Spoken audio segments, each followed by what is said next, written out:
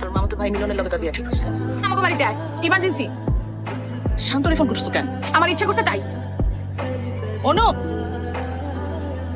আইছেন, কিন্তু আমার সৌভাগ্য শান্ত জোর করে নিয়ে আসছেন। আপনি আইছেন, আমি অনেক খুশি হয়েছি।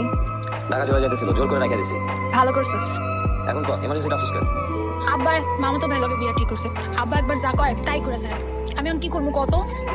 কাকা যেহেতু ঠিক করছে বিয়েটা করে ফেলা। কিন্তু আমার না বিয়ে করতে ইচ্ছে করছে। ওরা না পিছন পিছন ভালোবাসে।